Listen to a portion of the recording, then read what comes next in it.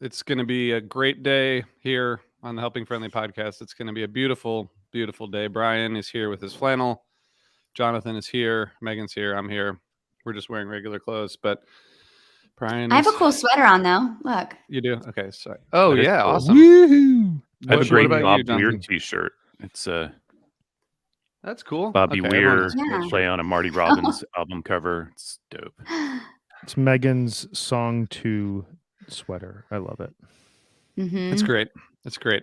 It's very it matches your personality.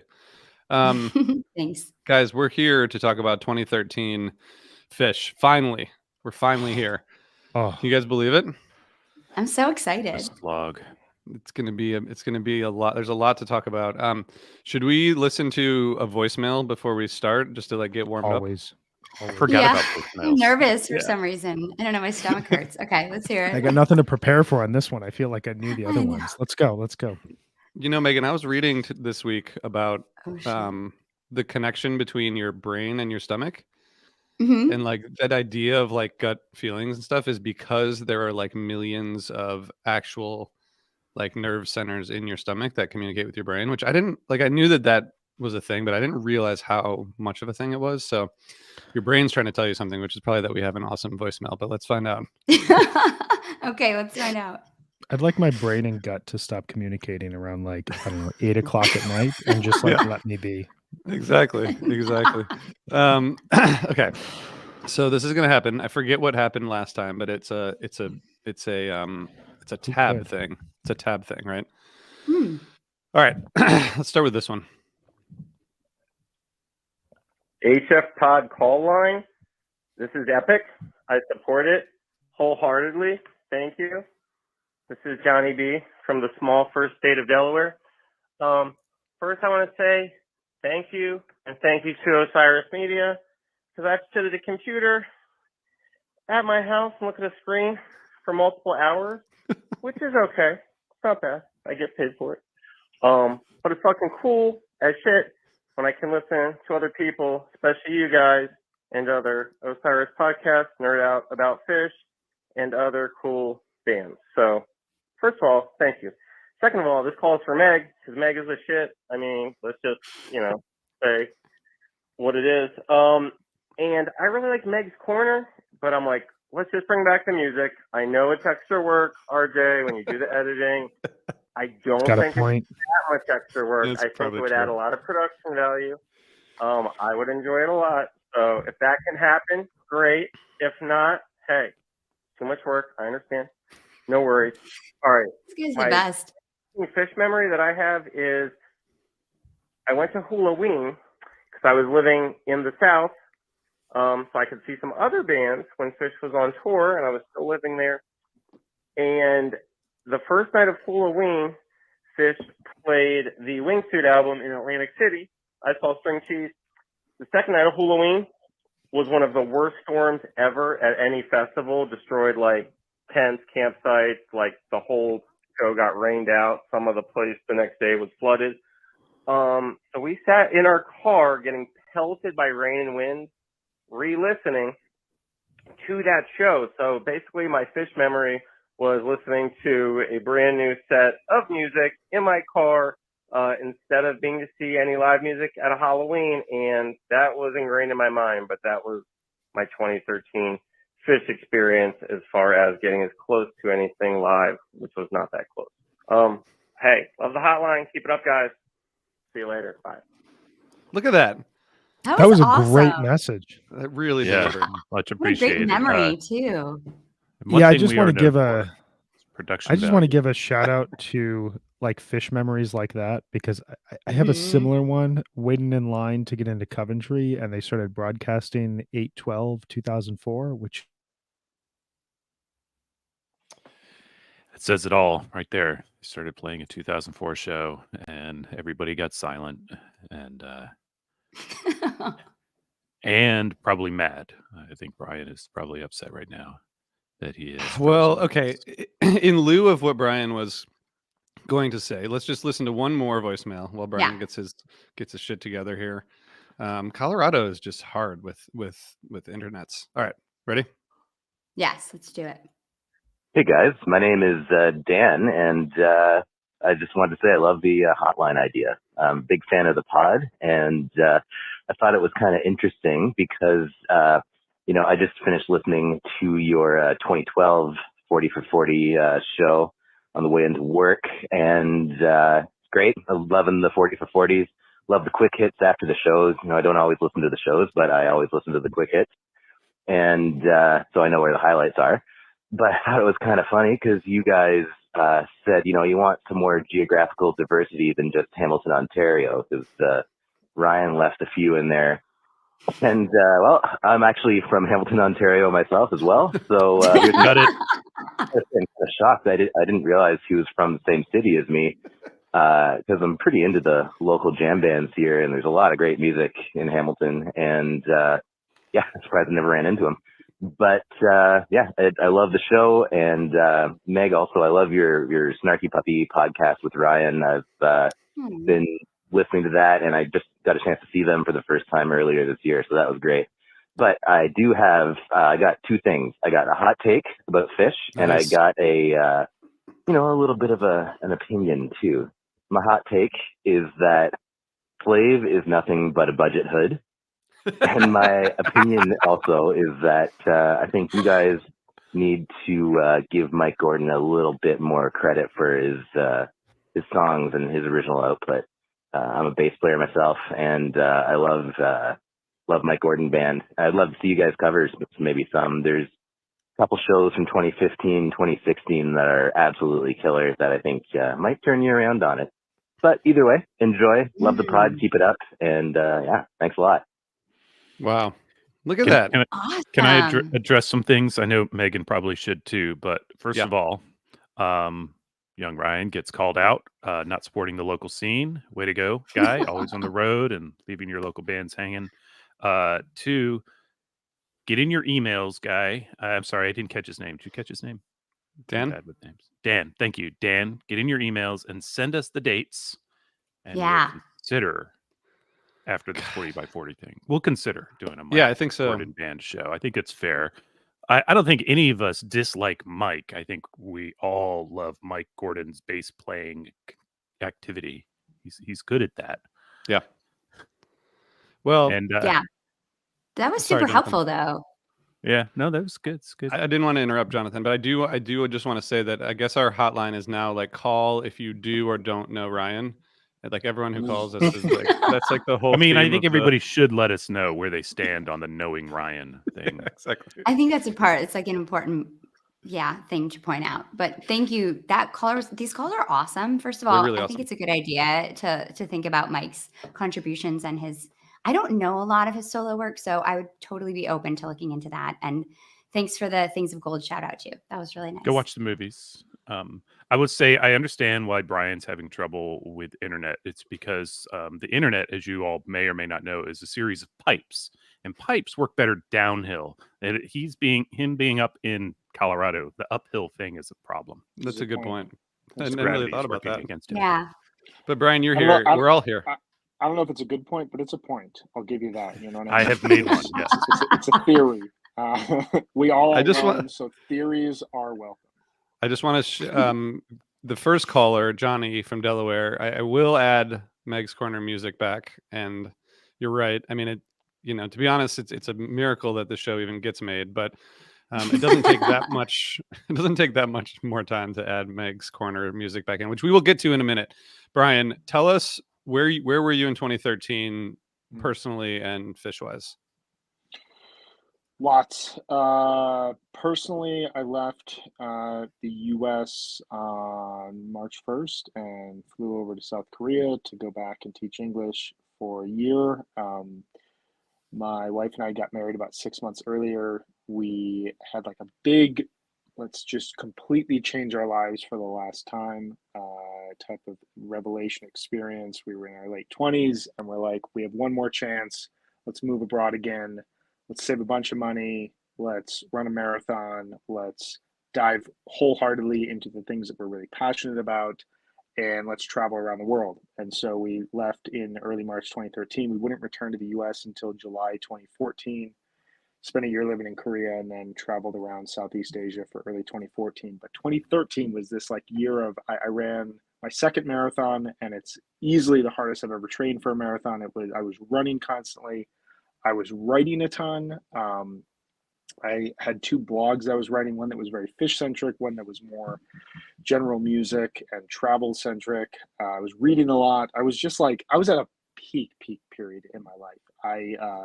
When I think about my like 2013 for me, it is like peak physical fitness, peak diet, peak understanding of like who I am as a person, peak reading, peak music, peak movies, like everything that I ever want to do in like my free time all goes back to the way I was in 2013. So it's a very pivotal year for me. I also met RJ. I was writing a lot for a blog I did called Tackle and Lines, and RJ took notice. We started talking. He had just launched this really cool podcast. So I started talking on that and talked at length and at length and at length. Met people like Josh Carver, who's become one of my best friends. Just an amazing year from a fish standpoint. Like, we went into this year knowing this was the 30th anniversary, but they didn't have any shows planned until July. So I spent a lot of the first half of the year listening to a lot of other music while also continuing to dive back into aspects of Fish's back catalog that I was still unfamiliar with. But when they came back, I mean, I think that summer was really solid. We had a really, really solid summer tour. We had a really just important moment historically with the Tweezer Jam from Tahoe that ended up eclipsing 30 minutes for the first time in, I believe, 9 years at that point, and really showcasing the band's continued development from an improvisational standpoint.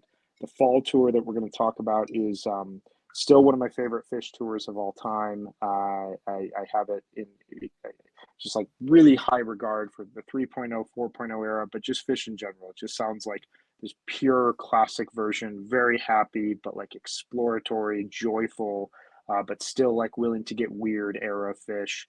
Obviously, Wingsuit and the surprise debut of 12, 13 new originals changed the trajectory of Fish 3.0 in a lot of ways. And then we had this MSG New Year's run where they didn't play a single cover other than Auld Lang Syne, and they really embraced who they were. I don't want to step too much into Meg's corner here, but just in terms of Fish 2013, this is a very joyful but also a very transformational period in the band's history that I'm really, really excited to talk in detail about, specifically about this show.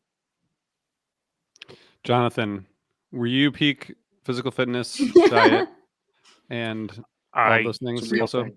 I was much better physical fitness. I was approaching 40, which means I was not yet 40, which is much better than approaching what I'm approaching now. So, yeah, I'd been on a little Fish hiatus. I was listening to them, but they weren't playing during the first half of the year, as Brian wisely correctly points out. I was, I had 3 kids in the house. It was awesome, as RJ knows. But my youngest was 5 and my eldest was 17.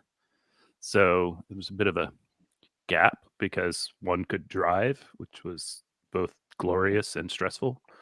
And I was seeing a lot of other bands, and I got excited for Fish again in that summer. And then they announced Hampton shows, and I was like, well, obviously I got to go to Hampton because it's home field. So we go, and we did. And spoiler alert, we're going to talk about one of those in a little bit, but it wasn't even my pick, which is nice. So that's kind of where I was. Awesome. How about that? That's great. Megan, what about you? Yeah, I was living in London during this time, and I had a 3-year-old and a 5-year-old, and I was listening to a lot of music on my iPod, running a lot through Hyde Park. I was going to see a lot of shows in London, a lot of theater, and I saw the best hip hop show I've ever seen in my entire life that year. I saw Jurassic 5 at the Brixton Academy, and it was the sickest, most energetic, most smelly, packed show I've ever seen in my entire life. And it was so fun. And they performed just an incredible show. And then they sat at the edge of the stage and signed autographs and hung out for like hours after the show. That band is just tremendous. And if you don't know Jurassic 5, you should if you like hip hop. But yeah, I was kind of removed from Phish. I didn't go home for very long that summer. And when I did, it didn't overlap with Phish tour at all. So I didn't see Phish at all this year, which is one of the only years that I didn't see them in 3.0. So I felt pretty removed from it. I wouldn't really start streaming or anything until 2015. It was actually Fare Thee Well that like got me into streaming because I really wanted to see that. But I guess we'll talk about that in 2015. But yeah, I was just kind of like listening to these shows. Like if someone would send me one and be like, the show was great, you should hear what they did, I'd listen to it. But I just wasn't super, super kind of connected. So going back and listening to all this has just been unbelievable. This week has been so much fun for me. This fall tour is just, it's so magical. And I've really loved how diverse all of the improv is. I can't wait to talk about the show. That's awesome. Yeah, there's so much to talk about in this year, which we will. Yeah, for me, like Brian mentioned, we started the podcast in 2013, and this is for me when like the modern era of Phish began for me, and maybe I think for a lot of people too. Can I interrupt and just Yeah. pile on to the podcast thing? Yeah. Because I was listening to the podcast pretty soon after you started. I don't think I listened to like the very first ones, but That's good. a couple episodes, yeah, probably a couple episodes in, I got into it, and it was actually, so I was definitely a regular listener by fall tour, and it was actually at Halloween was when I started engaging with you directly, RJ. Maybe there had been some Twitter engagement before that, but it was after that. And, I wrote a lot about Halloween on the train to Atlantic City, on Twitter and whatnot, that we started talking, and that led to my first appearance on this show early in the following year. Thanks. Yeah. Weird. I didn't really expect it to turn into anything really, but especially not like, I don't think I credit starting the podcast with making me care about Phish again, like in the modern era.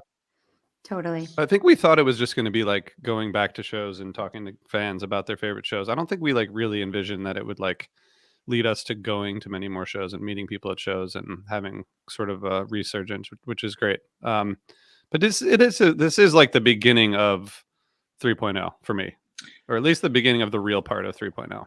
It's when it really became the good part. Yeah. Viable. Yeah.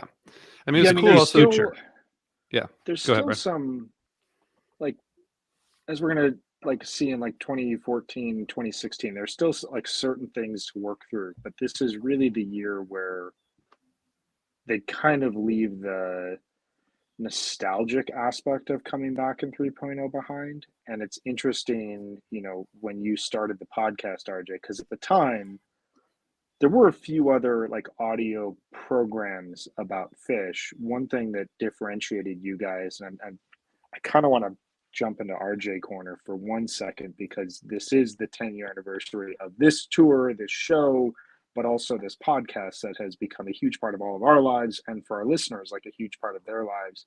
As someone who was a listener once, like a regular listener and still is, but is now on the show, like this was a huge thing for me when this came out.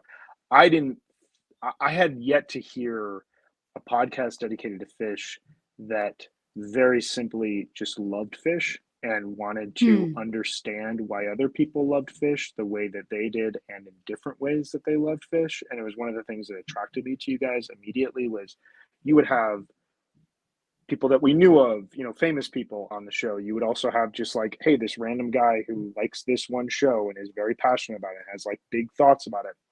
You had this huge range of the fan base. I'm curious when you guys started, and if there was any intentionality with like 2013, but was there like a drive on your end that like there was something missing, or was it just you wanted a chance to like explore why you cared about Phish, or what was it that kind of drove you to start all this?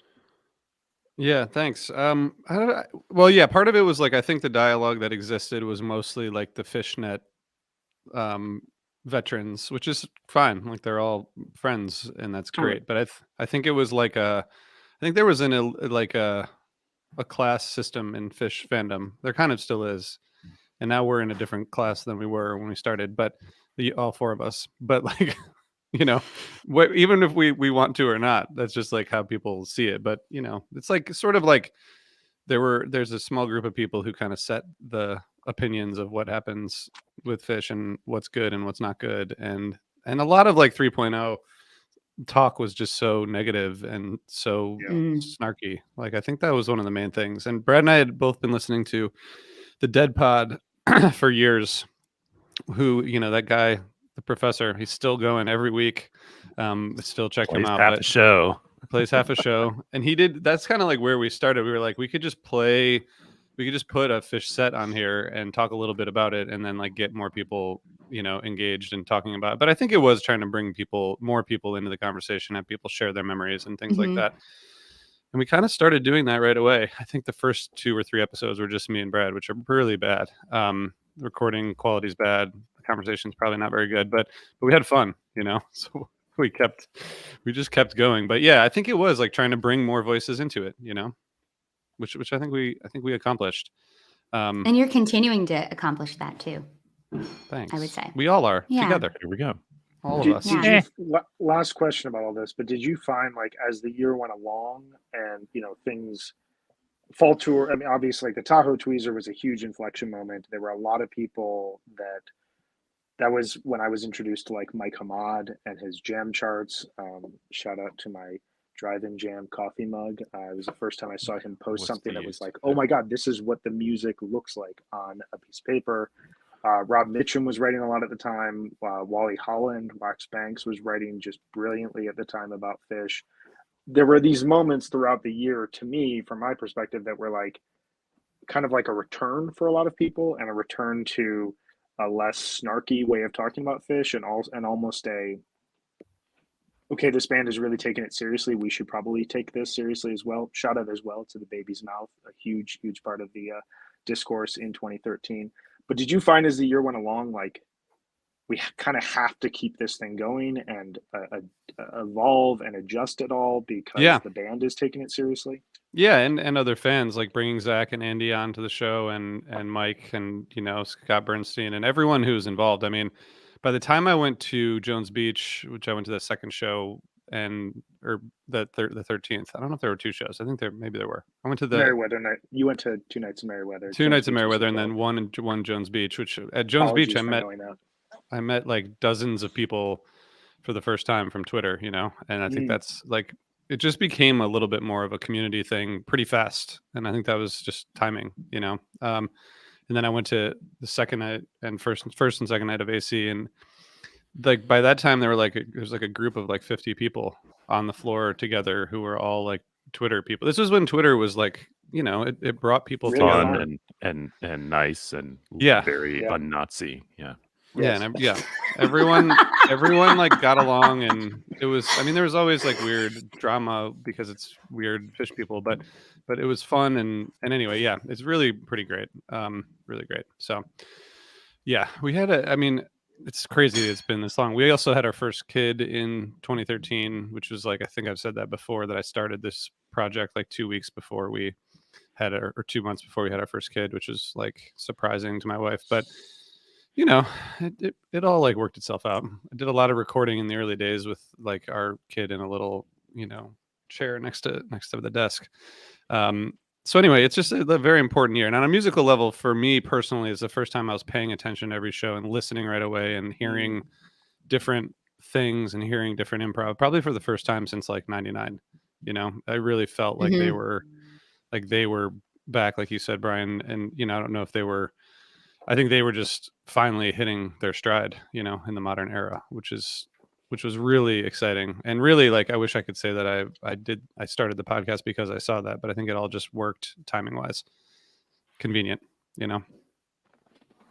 But and attendance bias, Brian. So that was one show. It was cold, it was windy, it was rainy, and then at the end of the first set, it stopped raining, and then the second set was amazing. A lot of people left, so there was like so much room. They played it great.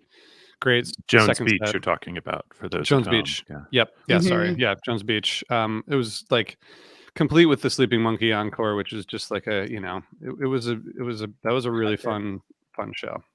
It's because I wasn't there, so they played a good show at Jones Beach. Yeah, I know yeah. 2 people who left after set 1. I will not embarrass them by naming their names, Yes. but they are filled with regret. Is all I Do can you- say. Do you Yeah. mock them regularly, at least in private? Consistently. Yes. Okay, good. Number 1, Rockin'- you just don't leave a fish show early. You never Number leave a 2, fish show. Don't My leave God. until the lights come on. A So- lot of my friends left. I did not leave. Rock and Roll 2001 Tweezers Cities. Great show. Anyway, so sorry, I just wanted to put this one thing up here before we get into Meg's Corner. When you talk in 2024, when you talk about 2023, and you talk about what movies were popular, will you mention the Taylor Swift movie? Yes. Of course. Definitely. It's like the biggest movie of the year. 100%. It is. It's unbelievable. Can't wait to talk about it. I don't know if it's going to end up being bigger than Barbenheimer, but like it's up there with Barbenheimer in terms of popularity. And But significance. surely Brian, you have to see it, Brian, like soon. I will. 1989 is probably going to be in the albums in the culture corner from Brian here in just a little bit. So everybody buckle up, because that wasn't that Sure. 2013. Yep. 2014. But we got 2014. Was it? Next year. Next we year. I are don't know, Yeah. man. I don't do jam-packed math. with I just know the movies new and one just music came this out. year. The Yeah. new one came out. Taylor That's true. Swift It's came out amazing. yesterday or Friday, and it was great. Everyone loves it. Okay, Yeah. drum roll, please. Music. Cue the music.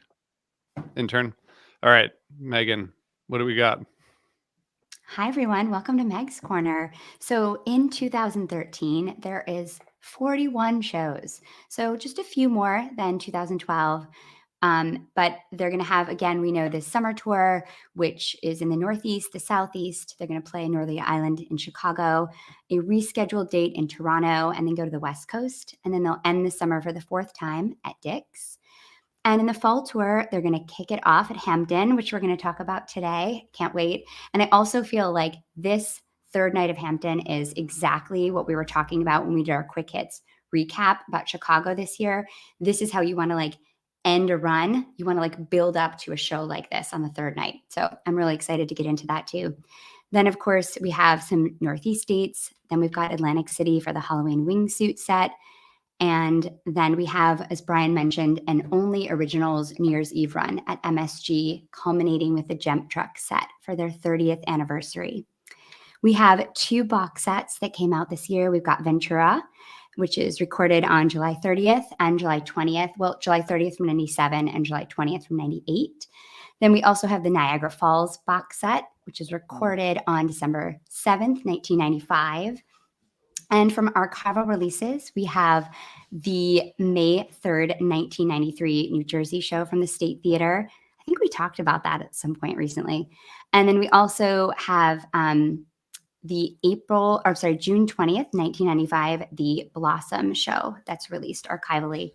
And then we have one live bait that's released from June 15th, 1995 through all the way to 2012. So a bunch of different stuff on that live bait. And Trey has got a limited edition vinyl, which is going to come out, which is called Blue Ash and Other Suburbs, which is outtakes from the Traveler Sessions. And Paige also released a really cool album called Unsung Cities and Movies Never Made. I love that album. It's so great. And for debuts, we have 21 debuts this year, 13 originals, of course, the wingsuit sets, and also 2 Gordon songs. And I think that's it. Amazing. We do have to talk about this show at some point, but Brian, I assume that you have something that you want to say about life in 2013. I've said a lot about life. I can say more about life. I saw a lot of Korean baseball games this year. If people want to talk through that, I'm happy to chat about that. But in terms of what was going on in the greater world outside of fish, 2013 is just a monumental year. Okay, you just have to reckon with the fact that we are dealing with some of the best fish and some of the best culture in the world. So movie-wise, I apologize. This is going to be long, but I don't apologize because this is all incredible, incredible stuff. Frances Ha, which wasn't the first time we saw Greta Gerwig, but it was a starring role for her. Baumbach movie, amazing stuff. Before Midnight, the final trilogy of Richard Linklater's Before Sunrise, Before Sunset, God. Before Midnight trilogy. Just amazing, amazing dialogue. Like one of the best relationship movies I've ever seen. This Is the End, Blue Jasmine, Drinking Buddies, great mumblecore movie. All caps, very weird all caps, but all caps, Prisoners, one of my favorite movies I've ever seen, even though it like terrifies me. It's That just movie will stunning, fuck you up. That movie will big fuck time, you up. big time. The twitch in Jake Gyllenhaal's eye, just unreal stuff. Gravity, Captain Phillips, an incredible Tom Hanks performance. 12 Years a Slave, which won Best Picture, which is just a monumental achievement. Dallas Buyers Club, Nebraska, Alexander Payne's film about life in rural Nebraska, shot in black and white. Just a beautiful, quiet, small movie. I love it. Frozen, a movie that dominates my household right now because my daughter runs around the house singing Let It Go at every chance she gets. Inside, Llewyn Davis. American Hustle, a movie that begs the question, if it looks good, if it feels good, but there's nothing inside, is it actually a movie? I don't really know, but I love watching it. Her, one of my favorite movies, maybe my favorite movie from 2013, and The Wolf of Wall Street, which I just rewatched in Amazing. anticipation of Killers of the Flower Moon. And I gotta tell you, if you haven't seen that in a while, please go back and watch it. It's on Netflix. It is monumental achievement for Marty, for Leo, for Margot. It is just incredible stuff. Just rocked my world in a way I'd forgotten. I think that's the best Albums. Leo performance, I will say. I think that's the best Leo performance. I agree. His Killers of the Flower Moon is my favorite performance of his since Wolf of Wall Spoilers. Street. I'm going this afternoon. Mm. I'm not going to say anything else. I'm just saying his performance in this is my favorite since Wolf of Wall Street. But going back and watching Wolf of Wall Street, the speech he gives when he decides in the moment that he is saying "fuck you" to the SEC and he is staying at the firm, it's just that is acting. Like if The that's scene not when he's acting, falling out like of the car or trying to get into the car, that whole scene, the the physicality prelude of scene that is unreal. Yeah. is unbelievable. It's unbelievable. You know, you went Right. through that long list of movies, and I was like, don't think I've seen that. Don't really remember that. Don't remember that. And then you got to Gravity, and I was like, biggest disappointment in a film in so long. I was just Really? so rooting for Right. Sandra Bullock to die through that whole damn thing. And like, you were like, finally, it's going to happen. They're going to kill her on screen. They can't kill Sandra Bullock. such a disappointment. All right, albums. There's a lot of music this year, and I want to make sure that everybody gets a chance to throw a few albums out there. This is as all-consuming as it can get, but I know that there are more out there. There just are some amazing records that came out in 2013. So we've got Deaf Heaven's Sunbather, My Bloody Valentine's MBV, Nils Fromm's Spaces, Jason Isbell's Southeastern, Danny Brown Old, the Hacks and Cloak Excavation, a stunning record. I cannot recommend it enough. John Hopkins Immunity, The Nationals, Trouble Will Find Me, the original Run the Jewels album, Nick Cave and the Bad Seeds, Push the Sky Away, Julia Holter, Loud City Song. The last great Kanye West record, Yeezus, came out. Amazing stuff. Tim Hecker's Virgins, Daft Punk's Random Access Memories, a record that is derided for very strange ways. I love it. It still holds up a ton for me. Janelle Monáe's The Electric Lady, David Bowie's The Next Day, William Tyler, Impossible Truth, Vampire Weekend, Modern Vampires of the City, my favorite album of 2013. Juliana Barwick, Nepenthe, Kurt Vile, Waking on a Pretty Days, Boards of Canada, Tomorrow's Harvest, Yola Tango Fade, amazing late period record for them. Savages, Silence Yourself, the first King Gizzard and the Lizard Wizard album I listened to, Float Along, Fill Your Lungs.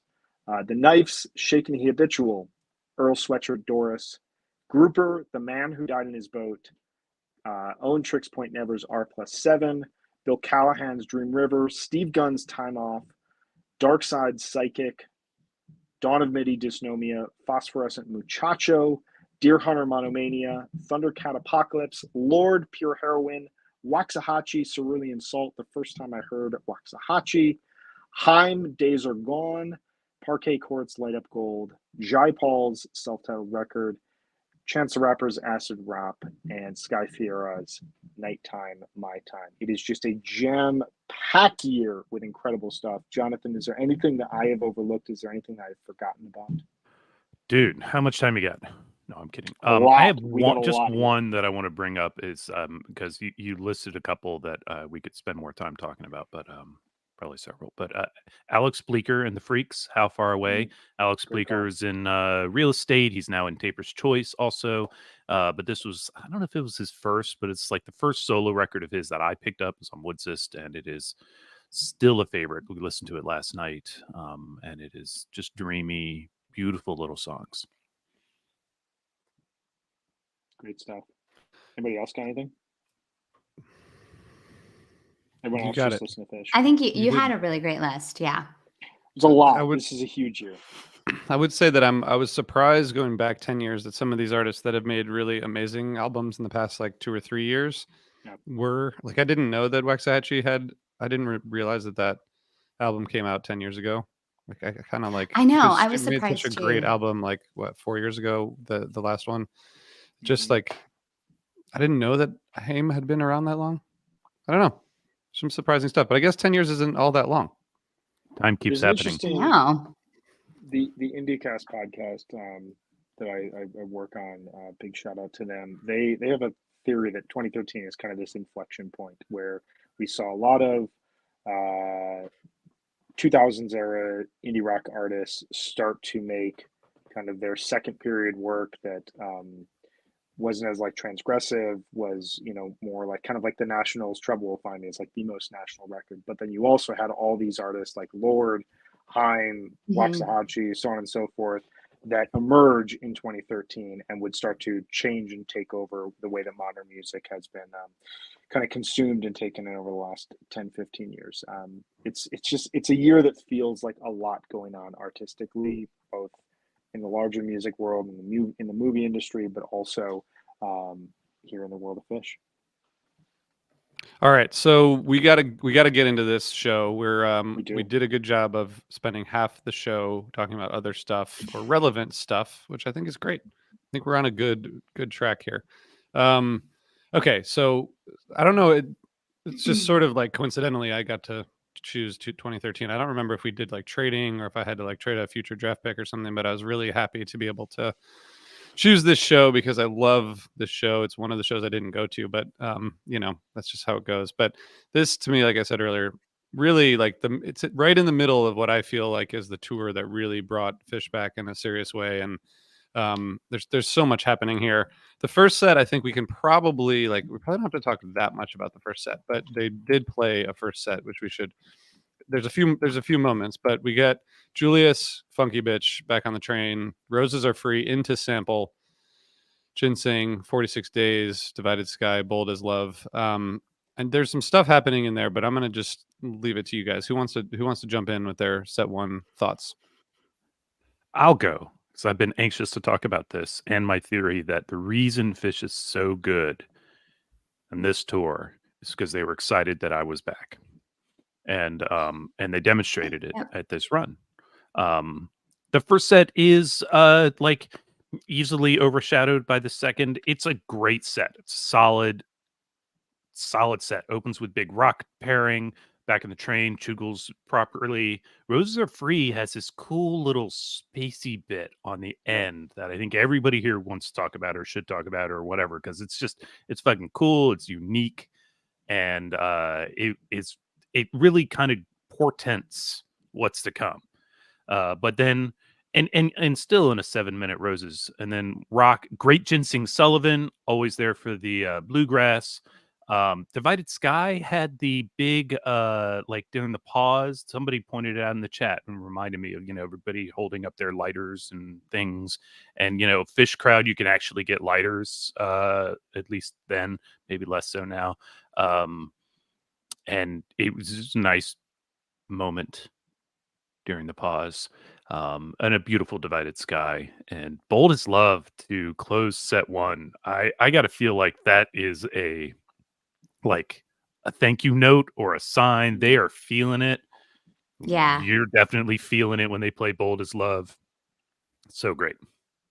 Yeah, like this is before we communicated with emojis, but like that Bold of Love is just like Paige and a fire emoji. Like it is so So good. He is just like laying it down. He's giving it all at the end of that. I think this set to me stands out for its energy and its flow. I think it has a really great like set listing choices all through. They come out just like rip roaring with like wild energy, and it's Julius and Funky Bitch. The crowd is just going crazy like for Paige during this Funky Bitch. Like Mike's giving it extra on the vocals. The whole kind of set has just like a little extra to it.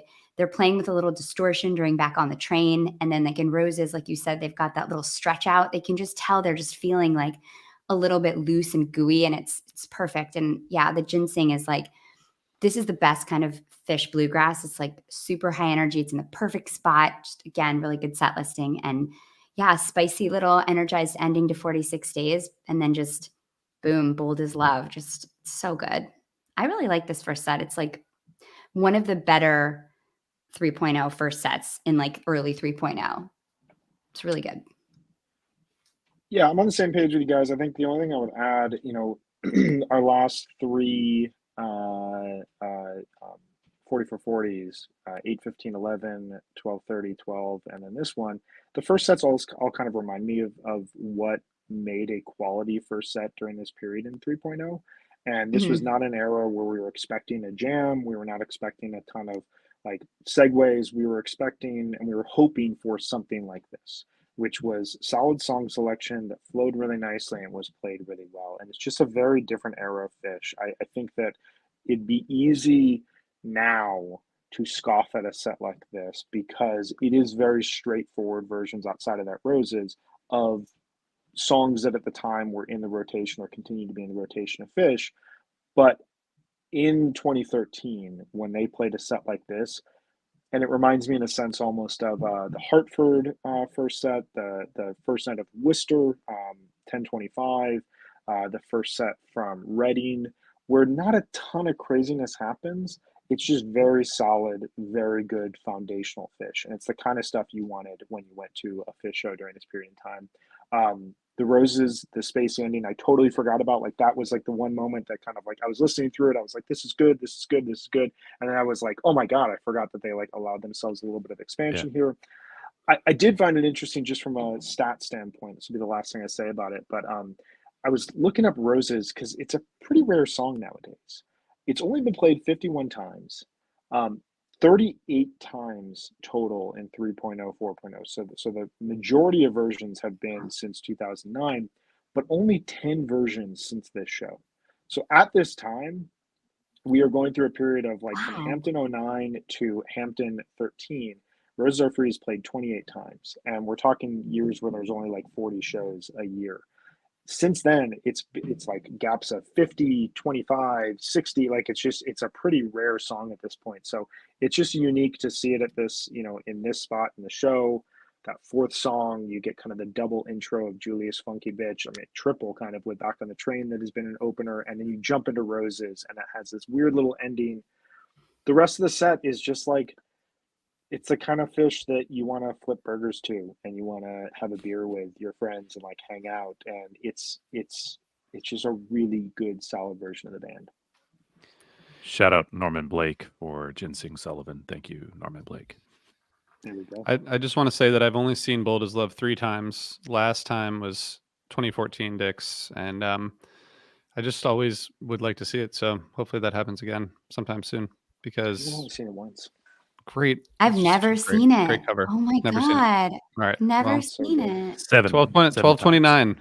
7, Jonathan? 1229. I can't wait. 7? Yeah.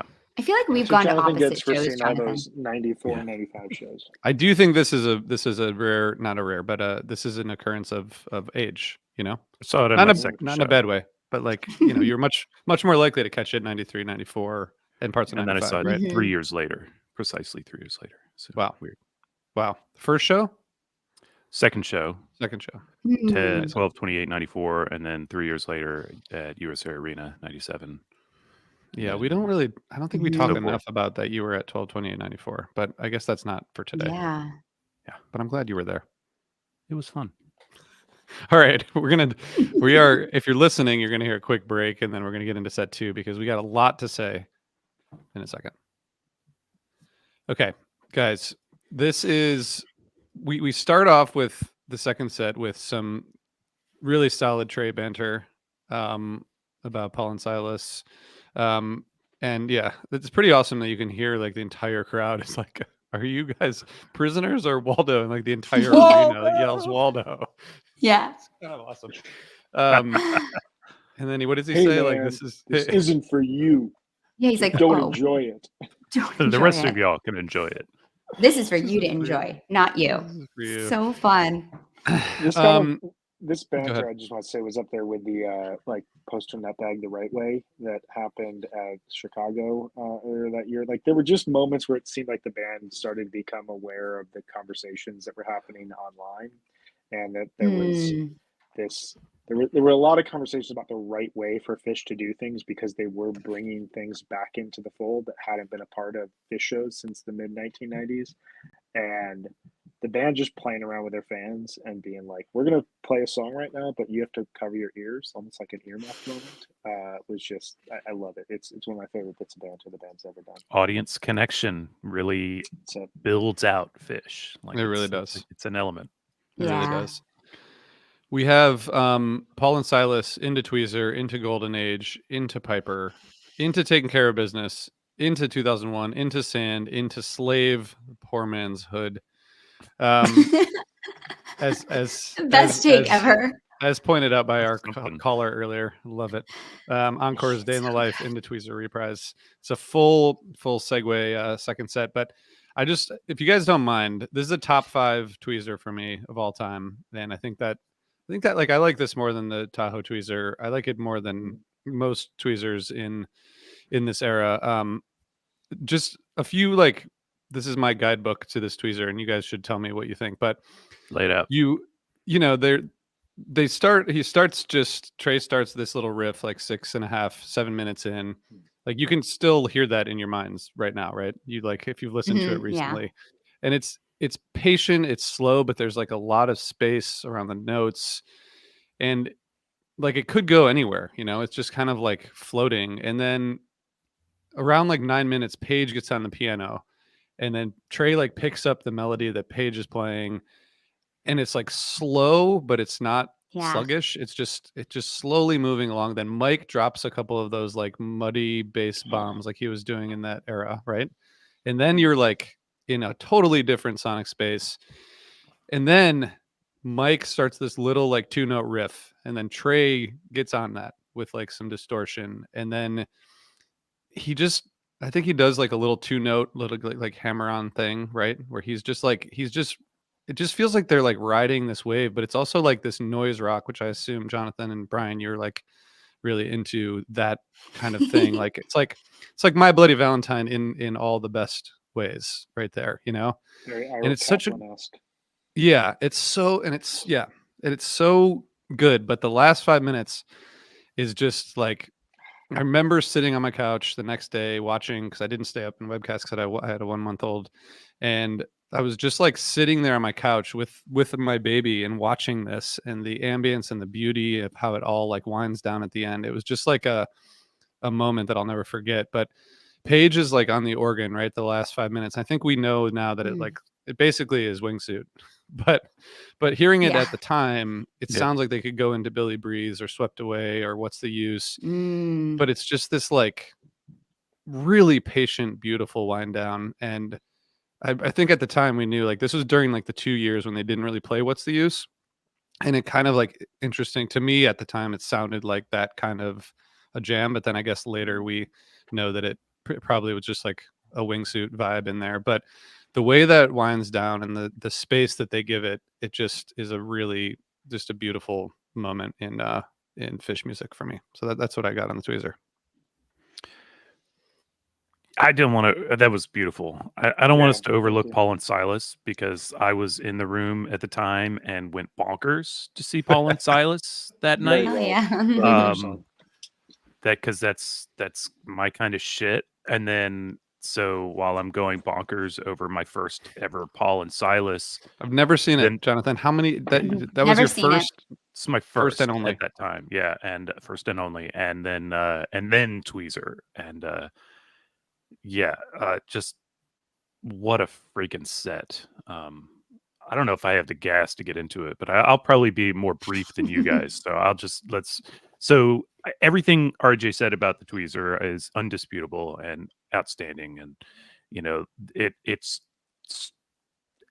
a terrific journey.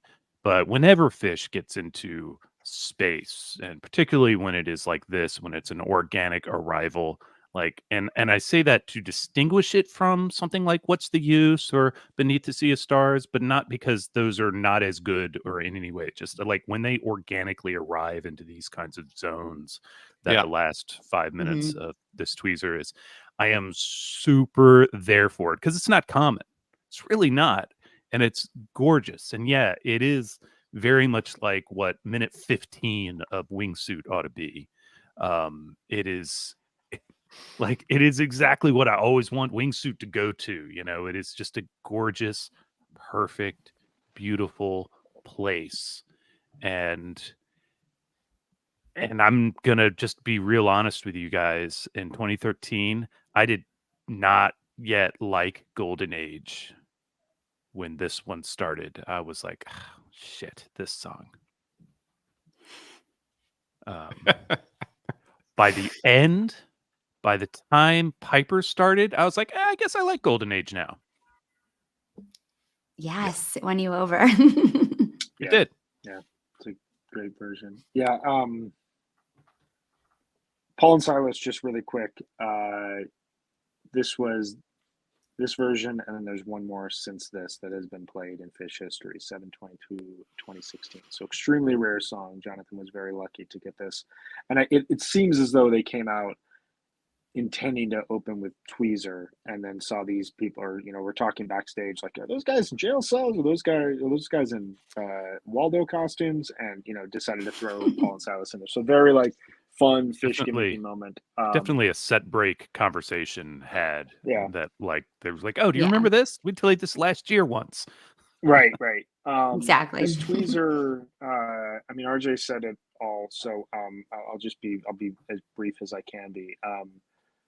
We have these two versions of tweezer from 2013, and I think one of them, the one from Tahoe, has some of my favorite, not only band back and forth connection between like minutes 25 and 31, but also the band and fan connection. Like that is the birth of the Woo, and it's a very important moment in Fish history. No matter how you feel about the Woo, the fact that spontaneously the band was playing a melody, they paused, the fan base reacted, and then the band engaged with them over a couple of minutes. Like that is one of the most special connective moments that has ever happened in Fish history. And that was a true breakthrough, and it is a stunning version. And anyone out there who says that it's the best tweezer that has ever been played, like, you are not wrong. Like that is one of the most joyous and important moments that's ever happened.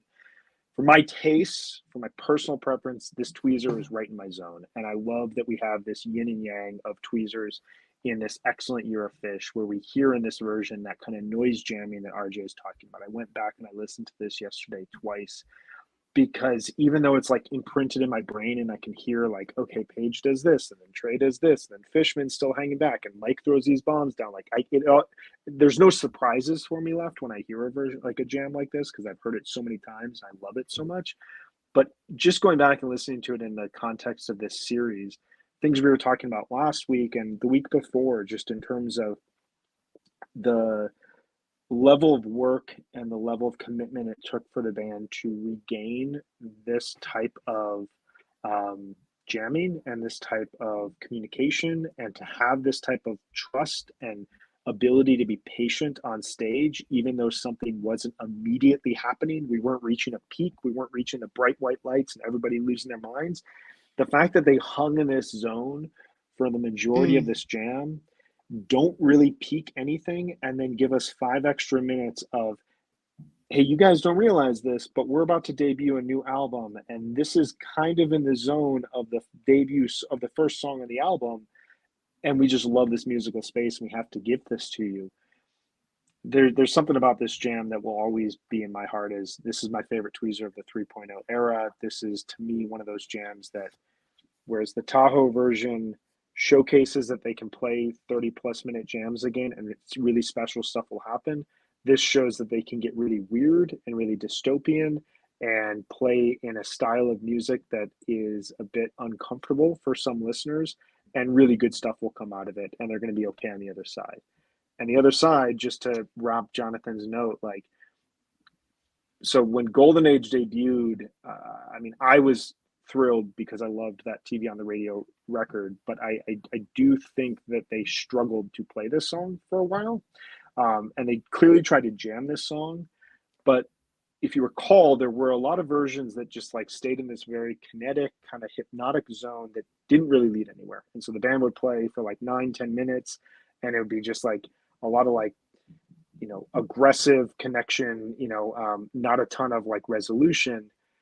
And then they played this version, and this version allows the band to play with minimalism. There's these like kind of high pitched chords that Trey plays with, this sort of demented riff that Page initiates around 12:30, this kind of dissolving into space. Fish brings everything back. They build up in this industrial manner. They fully leave the song Golden Age. And after this, we get an incredible version in Hartford.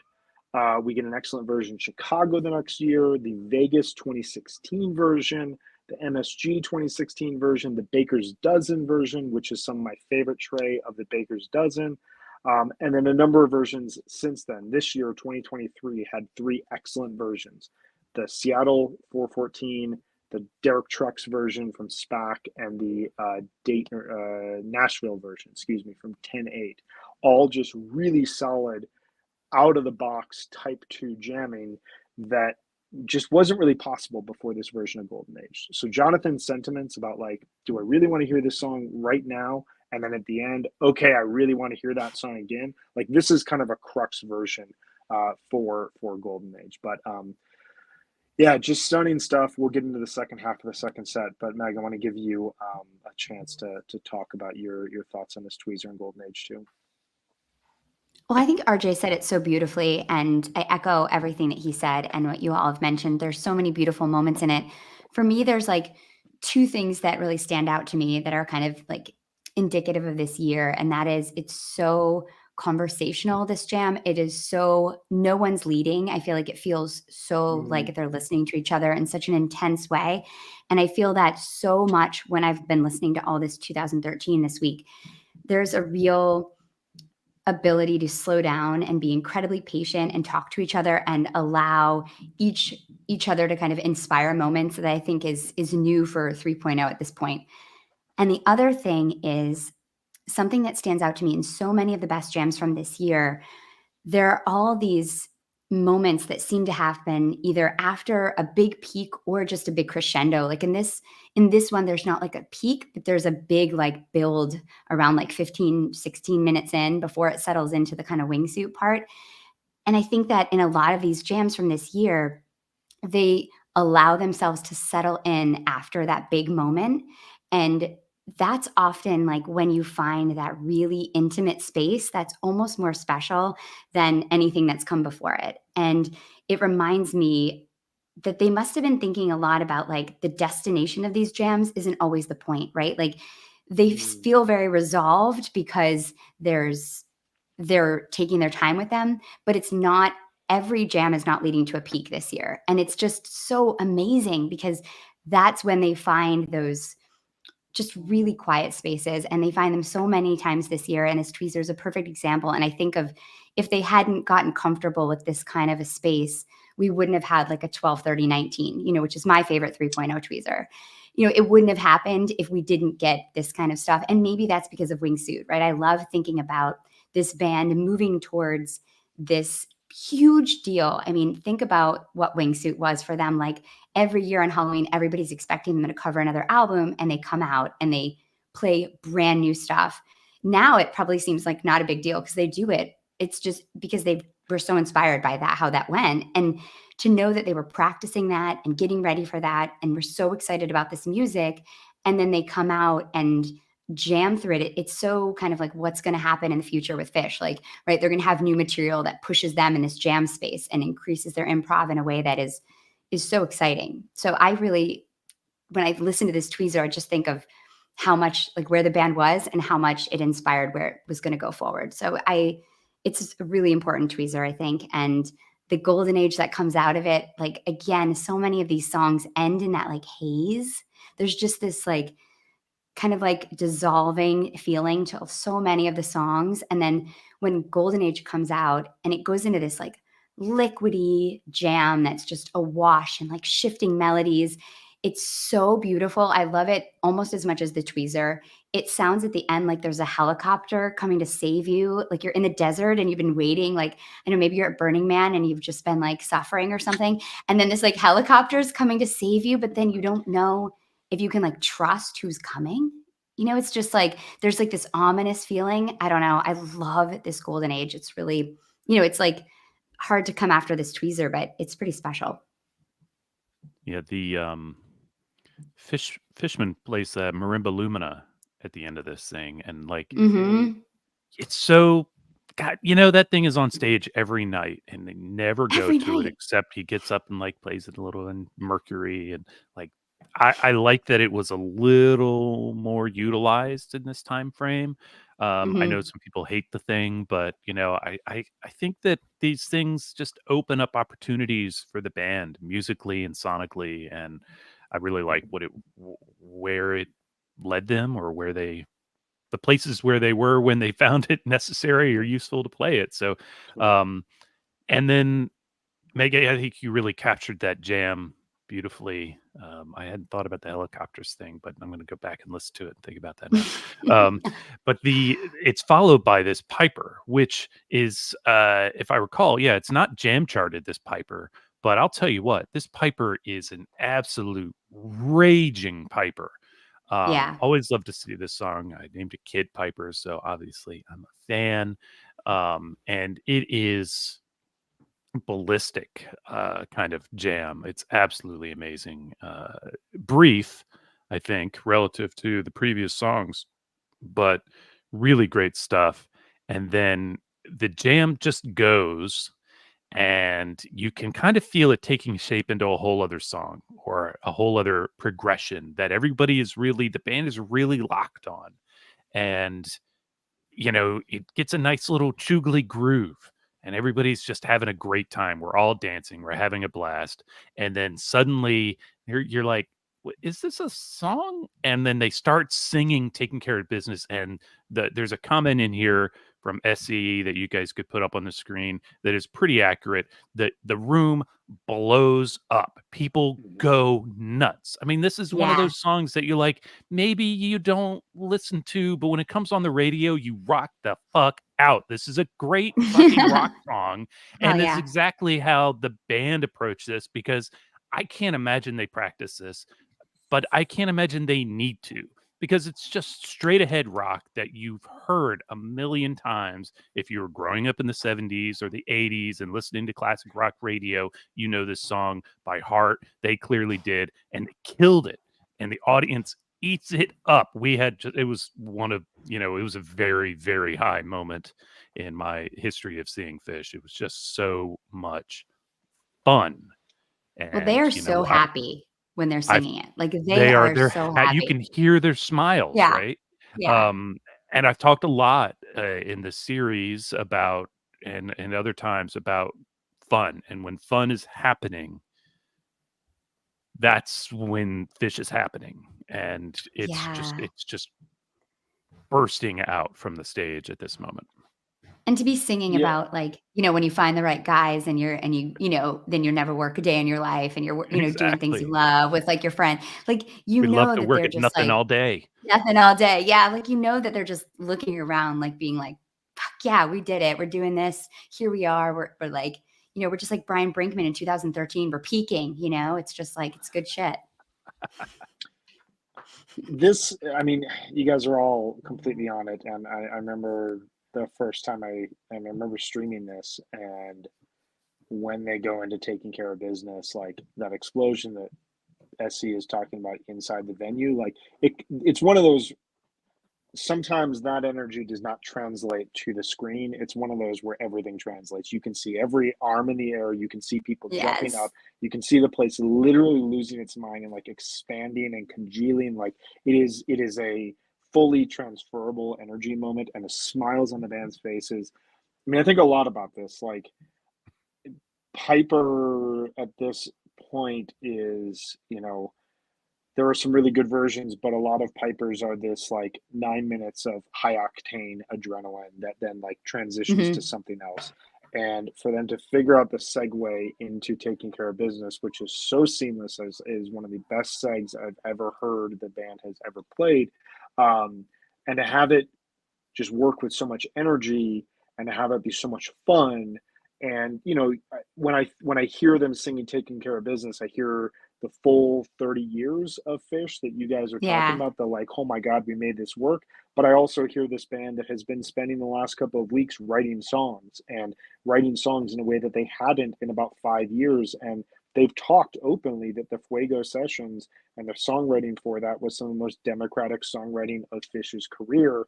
And that experience shapes the 30th anniversary year as much as the fact that Fish was celebrating 30 years, like that they were transitioning to this next phase of who they were. They were presenting songs in a way that would become regular. Since 2013, we've heard so many new Fish songs that it's hard to keep track of. That to Mhm. me, when I hear Taking Care of Business, it's like we're really putting the fucking work in right now, and we're going to celebrate and we're going to enjoy it and we're going to savor this just like you guys are. Um, it just, I mean, my notes for this are just holy fuck, what a party. John fucking Fishman. Cause like at times he's just like, he's not Yeah. playing, John Fishman is such a jazz drummer, but he's just playing rock music. And like sometimes it just feels good just to hear like his drums that loud. I don't know, man. Like, the other thought I have about this is this is really emblematic when we talk about like what makes a really good second set.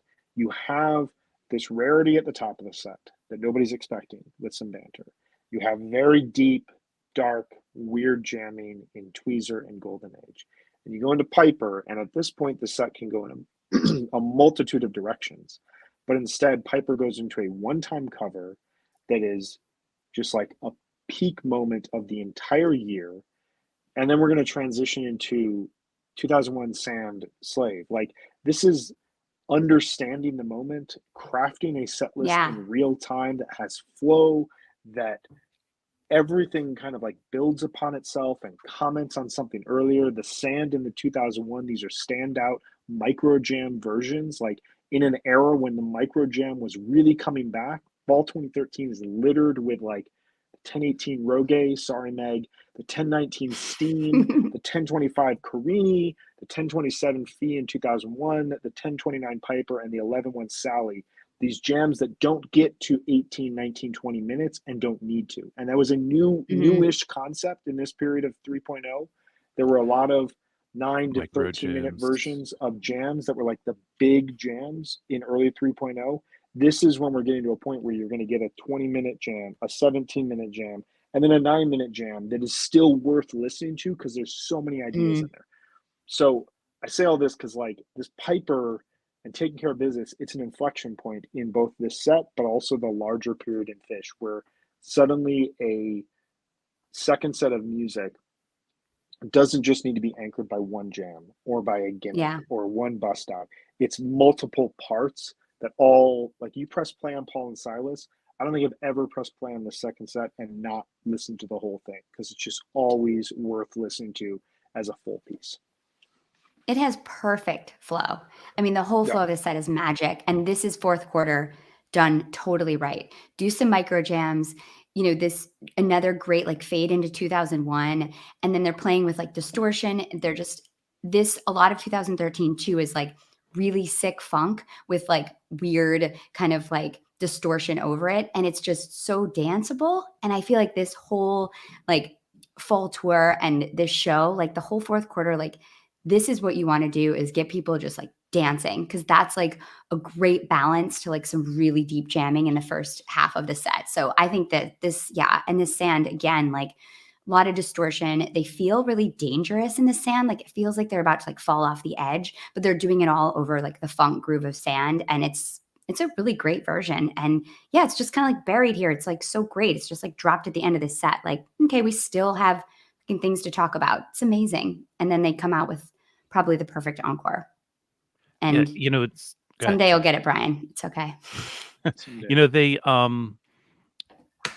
they you said it, the challenge is to get people dancing. I think at this point, now we're at the end of the second set of the third night of the run. The challenge is to keep people dancing because some of us are not Yeah, getting so any true. younger. And they absolutely they've got it. Somehow they still have 2001 and Sand in their back pocket, and this Right. 2001 is great.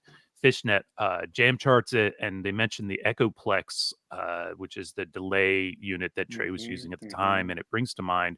I would really like to talk to like Trey's guitar rig or the the 99 Trey rig guy and like put together a feature on Trey's delay pedal usage over the course of 3.0 because he's been changing that stuff a Mm. lot over the years, and it has had significant impacts on the jams and his sounds over the past 10 years or what have you. And it's huge in this particular 2001. It's great.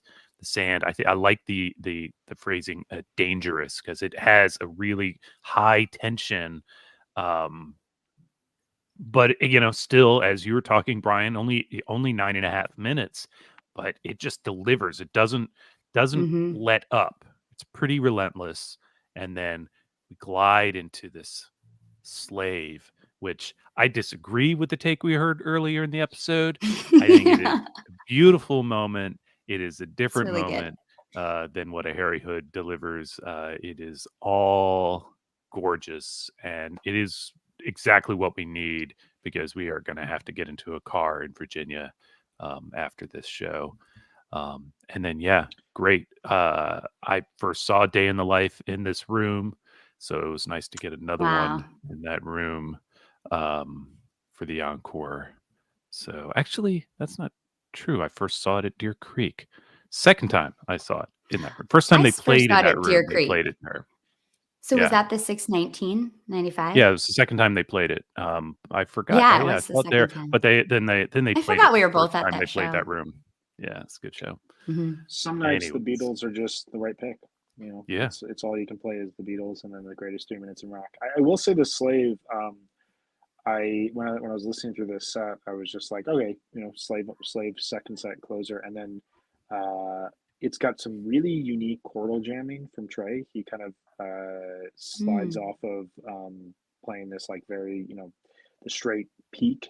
He's employing a lot of chords, which was something that happened throughout this year a ton. I think about the Merriweather Post Simple, one of my favorite micro jams of the year. It's only like 8 minutes, but man, there is some connection there. And Trey refuses to solo in that jam. It's very, very cool stuff.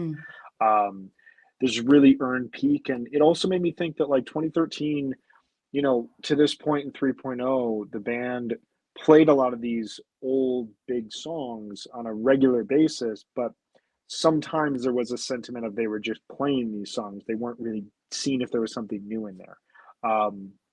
There's there was a comment that has always stuck with me after this show, is specifically about the tweezer from the Baby's Mouth, which was a great blog at the time, and it's since gone away. And they talked about how during that tweezer you can hear the band kind of poking and prodding around inside the history of Phish and seeing what's left and kind of kicking around like what do we have in here. And it's always something that has stuck with me about this show and this era, that there was a sentiment at this time that the band was, and you got moments that push back on this like Dick's the year before, but were they just playing as Phish to play as Phish? Was there a nostalgic element to this? And that was the defining factor. This tour, this set, this period in Phish kind of kicks that aside, and it is suddenly a new thing that the band is trying to figure out what else is there. They're writing new songs, they're jamming in new styles. As we go forward in this series, there are parts of every year that you can nitpick, but ultimately what the band has been trying to do over the last 10 years is redefine the history of Phish in a lot of cases and write new pathways and alternative endings and different diversions of who this band is. For me as a listener, it always starts in this period, and it starts with a set like this. You can't put it in like one specific show or one specific jam, but it's moments like this where they're realizing there's a lot more for us to say, and we're just going to keep seeing what happens. taking those risks, and those are going to have earned peaks. Those are going to have earned resolutions. They're also going to have a lot of moments of confusion, confounding choices, and that's part of the reason we continue to talk about this band, is that they are trying new things every night. And you see a set like this, and you really realize around the time when they were doing that. So amazing stuff. I was so happy to go back and listen to this set, and then listen to a bunch of fall 2013 last night. I went through some of my favorite jams of the fall tour.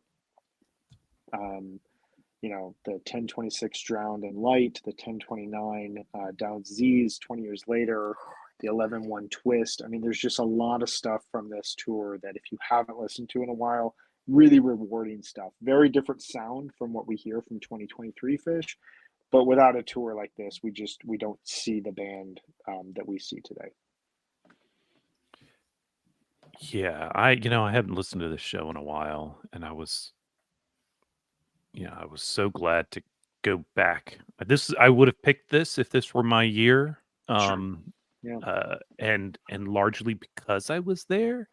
I only saw I saw this run, and I saw the 11-1 show, which is my friend's birthday, and so we he was there for the whole run. I took the train up that day after listening to Wingsuit on the train. That's awesome. Yeah, which is it was a journey. I listened to it multiple times, but I don't go back to this stuff too often. Largely because HF Pod has me looking back at so many other things. I think it cuts into my personal extracurricular listening to Phish.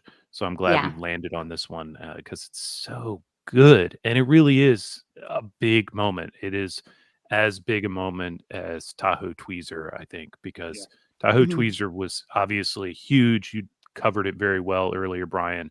I feel like this tour is as big a deal as that one thing because, Tahoe Tweezer stands out as a high point and a significant point in the tour, which I think is fine, whereas this tour is just very high along. The bar is raised, and they're getting over it regularly, and this is where it begins. This is, and we will move into MSG, where they play the coverless New Year's run. Shout out to the 12/29/13 Down with Disease. Meg was talking brilliantly earlier about peakless moments. That obviously returns to the Down with Disease peak, but it does showcase what silence in a big room does for Phish and what melody does. And then we're going to move into 2014, which interestingly has basically the same tour schedule as 2013, but it's a very different year in a lot of ways. We're going to talk about that next week. No Hampton, more that's Dicks, the problem. Obviously, another a lesser new year. album. No MSG. We get the Miami run. The last time. Never a good idea. Never a good idea. Well, we'll debate that because there is some interesting stuff there. But we will get into that next week. Jonathan, do we have a show picked out for that, or are we still TBD? Ooh. We do not have a show picked out.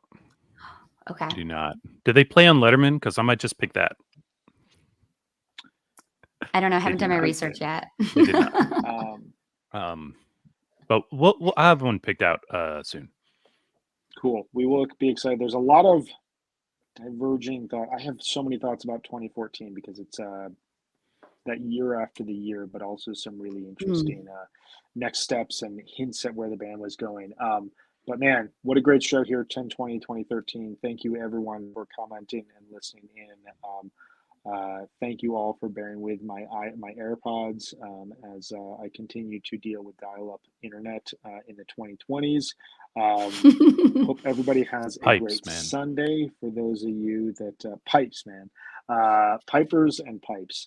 For those of you who hung with us live, thank you for hanging. For those of you who are listening, thank you for doing so, and keep supporting Osiris Media. We really appreciate it. And keep calling our hotline. Those are awesome to hear your memories. It's so great. So please do it. Keep doing that. We'll give you some notice about next week's show so that you can comment on that if you were there, or you could leave us a 2014 general comment. And That's all I got. Awesome. Awesome. Thanks, everyone.